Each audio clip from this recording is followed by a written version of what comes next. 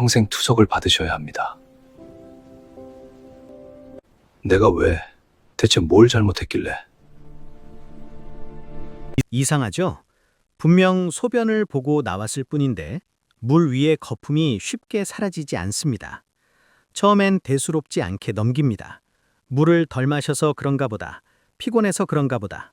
아침에 일어나 거울을 보면 눈이 살짝 부어있고 다리는 무겁고 양말 자국이 하루 종일 남아있어도 우리는 늘 같은 말을 합니다.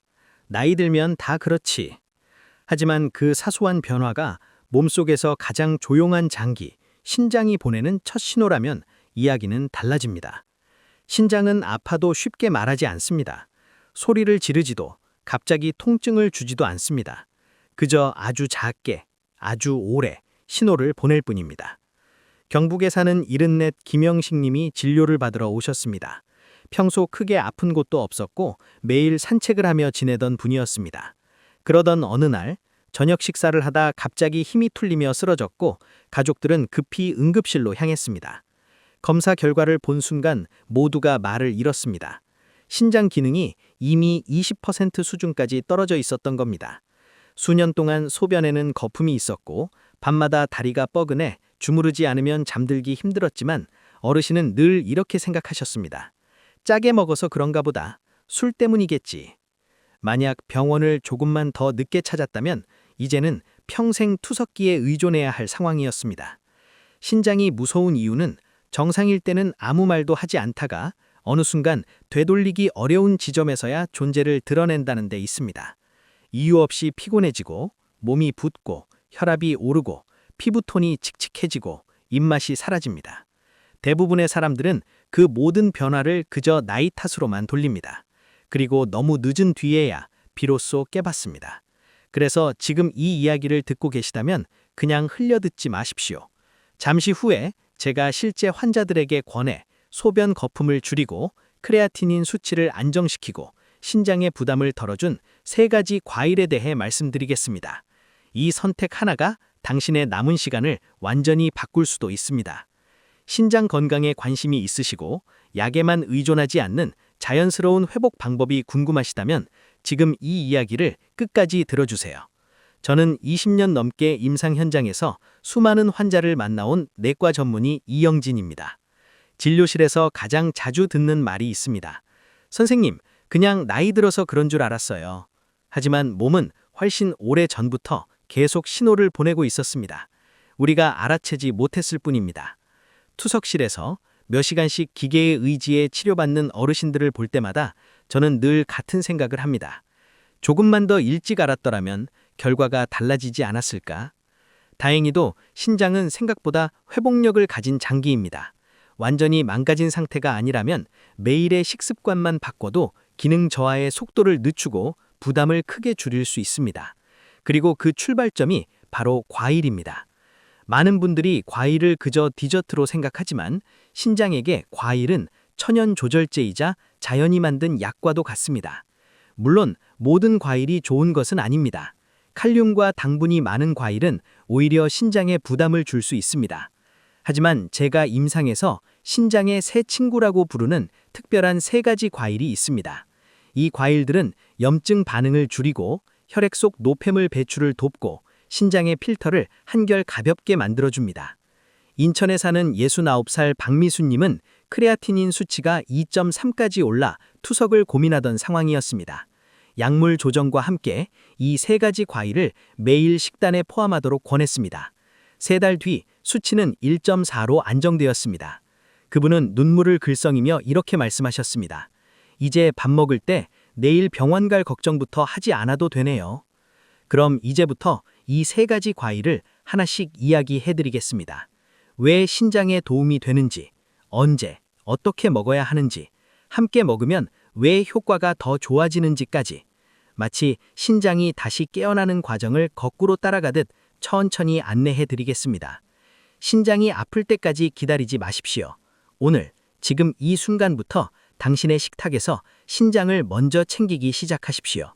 신장은 하루에 약 180리터의 혈액을 걸러내는 세상에서 가장 정교한 정수기입니다.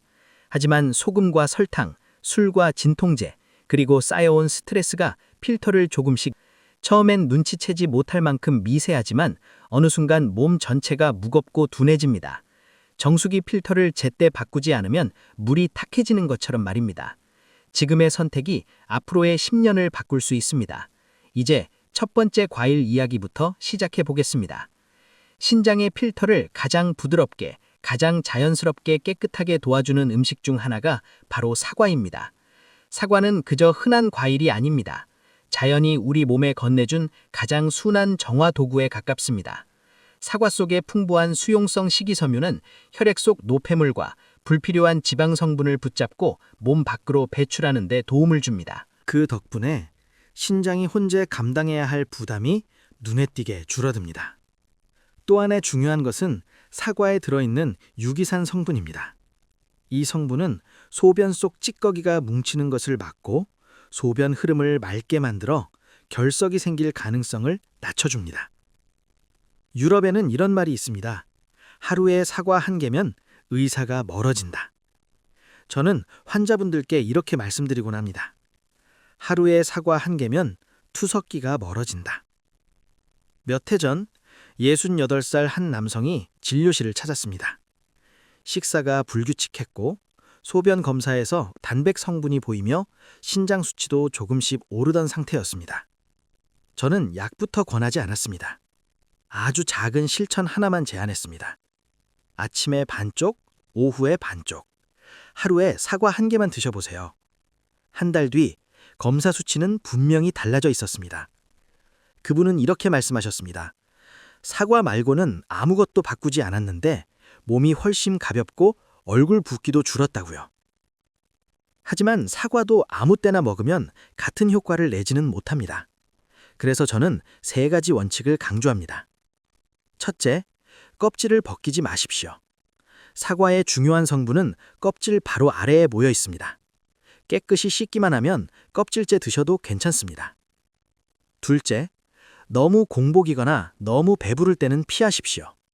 아침에 따뜻한 물 한 잔을 마신 뒤가 가장 좋습니다. 셋째, 시판 사과 주스는 피하십시오. 각당 함량이 높아 오히려 신장에 부담이 될 수 있습니다. 주스로 드신다면 사과를 직접 갈아 아무것도 넣지 마십시오. 사과는 우리에게 너무 익숙해서 그 가치를 잊기 쉬운 과일입니다. 하지만 매일 아침 사과 한 개는 신장에게 조용한 응원이 됩니다. 그리고 이것은 단지 시작일 뿐입니다. 다음 과일은 정화된 신장을 외부의 손상으로부터 지켜줍니다. 사과가 청소부라면 다음 과일은 방패에 가깝습니다. 바로 블루베리입니다. 블루베리에는 강력한 항산화 성분이 들어있어 신장의 미세 혈관을 산화 스트레스로부터 보호합니다. 신장이 약해질 때 가장 먼저 손상되는 것이 바로 이 작은 혈관들입니다.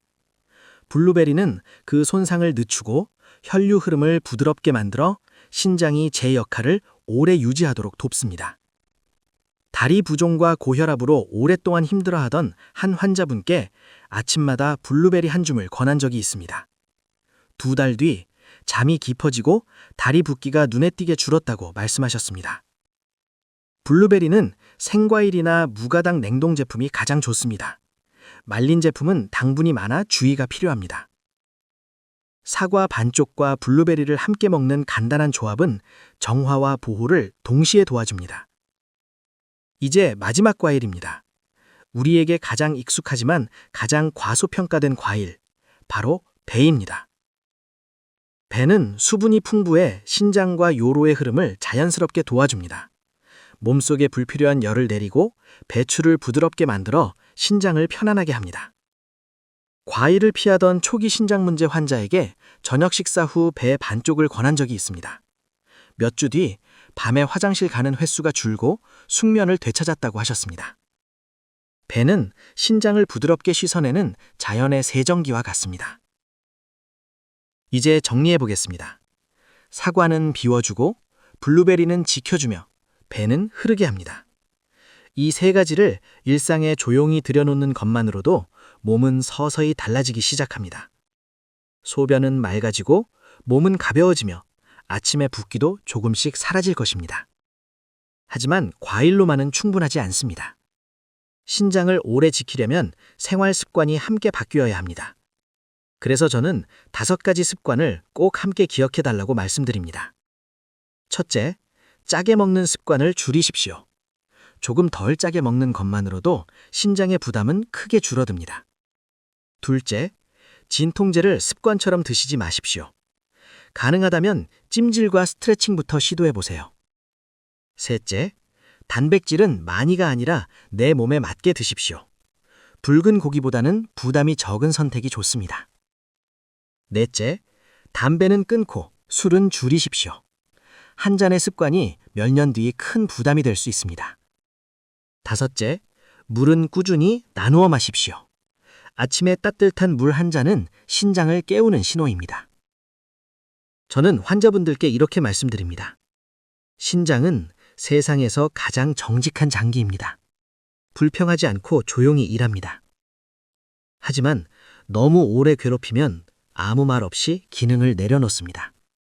그래서 저는 늘 바랍니다.